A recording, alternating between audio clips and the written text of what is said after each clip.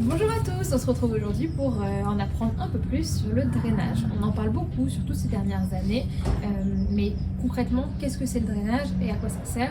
On va découvrir ça ensemble. Donc quand on parle d'un drainage, on parle d'aller drainer les organes émonctoires qui sont, alors il y en a plusieurs, il y a la peau, etc. Mais quand on parle de drainage, on parle vraiment du foie et des reins.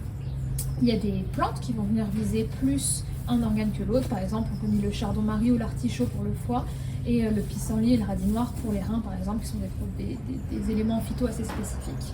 À quel moment on peut drainer son cheval? Alors, il ne faut pas tomber dans l'excès de drainer tout le temps. Il y a des gens qui drainent tous les mois. Si votre cheval est sain, il n'y a pas de souci, c'est pas nécessaire. Donc on va drainer à différents moments assez spécifiques. On n'est pas obligé de drainer toute l'année, tous les mois, c'est pas nécessaire, sauf dans certains cas on va en parler. Mais par exemple sur un cheval qui a été traité pour un lyme ou pour une pyroplasmose avec des antibiotiques, on sait que le traitement antibiotique va avoir tendance à surcharger un peu l'organisme. Et donc du coup le fait de drainer va aider l'organisme dans son travail et va faciliter l'évacuation des toxines qui ont été relâchées par le traitement antibiotique notamment. Donc ça c'est un des cas.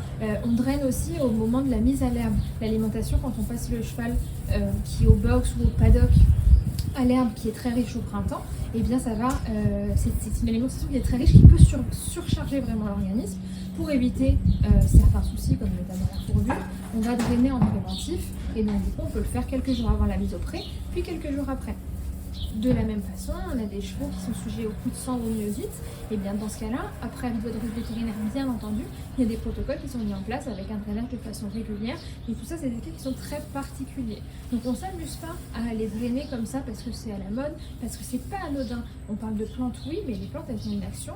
C'est une action qui est forte et un drainage, ça va quand même mobiliser fortement l'organisme et ça peut le fatiguer. Donc il n'y a pas d'intérêt, si votre cheval est en parfaite santé, que tous les facteurs alimentaire, le travail, la santé, si tous les facteurs sont ouverts, il n'y a pas de raison d'aller drainer tous les mois, ça n'a pas d'intérêt.